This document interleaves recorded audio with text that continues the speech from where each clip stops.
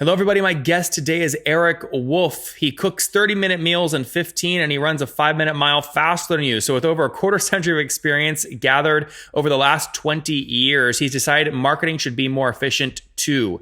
As the founder of ORBTR, he's known as a trailblazer in small business sales and marketing automation. Erik, are you ready to take us to the top? We're going straight to the top. Awesome, man. All right, this is a very crowded space. SMB marketing automation. Tell me where you play, what you do, and what's your revenue model. How do you make money? So first of all, how we make money currently is based on monthly subscriptions, just like everybody else. We're going to have a big announcement in a few weeks that's actually going to completely change that, or change a lot of it, which we're very excited about. But I can't tease that too much right now. But where we fit in is when you look at the big packages, the all-in-one solutions. Your companies like HubSpot and Infusionsoft, et cetera, they make really great software, but it tends to be, from a small business perspective, very difficult to implement. We take a completely different approach to that. Rather than saying that we want to be an all-in-one solution, we take a integrated solution, and we work with WordPress, we work with Gravity Forms, we work with WooCommerce, we work with Zapier. So rather than try to replace all the stuff that you have, what we do is we integrate with the things that you already have and make that work better. So just to be clear, like I'm seeing the example on your website is like a contact form widget inside of WordPress. I mean, is this a good example of what you do? So we work with Gravity Forms, and so one of the things that we do, for example, is where a lot of tools have dynamic content. We allow you to do that right within WordPress and on any page, where we let you manage your segmentation and your lead scoring and things like that directly from WordPress. And then we integrate with the tools that you're already using, like MailChimp and WooCommerce and Salesforce, by way of Zapier and some other integrations. And so you don't have to replace the stuff that you're already using in order to use our solutions. We basically plug right into what you already have, and we make it awesomer. Got it. So Erik, give me, I don't want to go down every customer cohort, but on average, what's a customer pay you per month for this? $99 per month, or $1,000 per year. I love really that. Simple pricing. And when did you launch the company? What year? 2013 was our first public launch. And we were in beta for about a year before that. Get me in your head there. In that year, I mean, what was going on? Did you just leave corporate life, or where were you thinking? Well, actually, where I was thinking is that I ran and still also run a digital marketing agency, and our clients very much wanted to be able to do more in the realm of automation. They didn't have $1,000 a month to spend on software. And so we started building tools essentially for our customers. We addressed what they were saying, hey, this is what we want. And we want it to all work in WordPress because we're doing everything in WordPress. And so really that was the genesis of the software. And so is that agency still running today? Mm-hmm. Absolutely. Okay. Why not shut that down and go all in on the software? It's a different way of helping people. And so we really, and there was a time that I really thought about going all in on the software, but as I headed in that direction, I realized that, I missed the ability to work really closely with the clients, and it was also taking away one of the key ways that we learn, which is by actually solving problems. And so we decided to keep, to sort of keep going down both paths, and have the one side where we help folks, and the other side where we make our tools available for anyone who wants to use them. And very often it ends up being other agencies. And so, Erik, what have you scaled the software companies to today in terms of total customers using the platform? We have actually at this point several hundred folks using the platform, and we expect that to grow by leaps and bounds based on the things that we're going to be rolling out in the next month. So, I mean, Erik, just to try and be clear on that. So, I mean, are you talking like 200 people or 500 people or 900 people?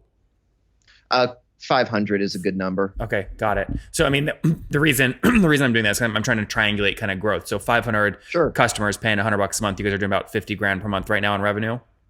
We're doing less than that in revenue because of things like agency partners and folks like that are paying different rates. We have a smaller, before you describe the channel. Sorry. So how much lower? We do probably about half that at this point in monthly revenue. And then tell me more of those strategies. So a lot of these are through kind of marketing channels where, you're getting your margins hit. So we have agency partners who are implementing this for their clients. We have folks who we actually still have some folks who are using a freemium version of the software that we rolled out about 4 years ago, which is now defunct, but there are still folks that have been using it. And so we've got probably about 500 active users. And just be clear though, how many paying? My question was how many active paying customers, not users. How many of the 500 are paying?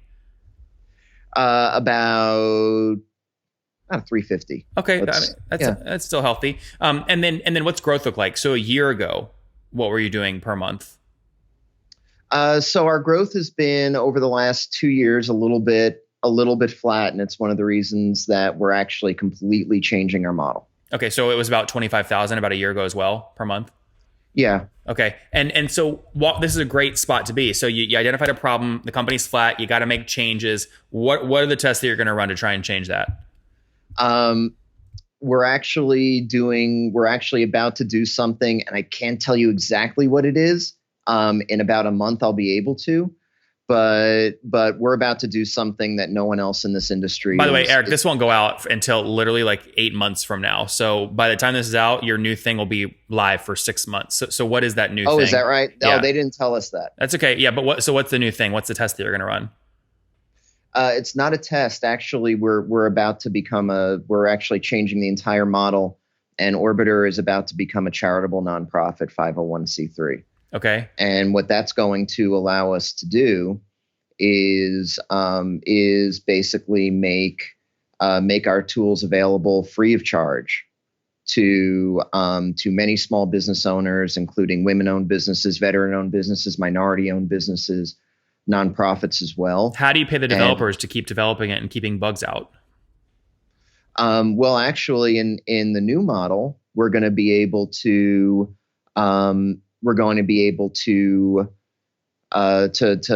raise actually a lot more money versus going the venture model where we end up, in our view, beholden to other folks. So how are you going to raise money if it's a charitable nonprofit? The way that other charitable nonprofits raise money, we're going to get grants. We're going to get donations from corporate. We're going to get donations from individuals. We're going to have a lot of our current users that are going to continue paying us because they don't meet our criteria for getting our services for free. Okay, so it's not, you're just opening up a free tier. People are going to keep paying you. So you still have 25 grand a month coming in. So we're still going to have revenue coming in. But our new model is going to be focused on the people who we have a selection of criteria that are going to basically enable you to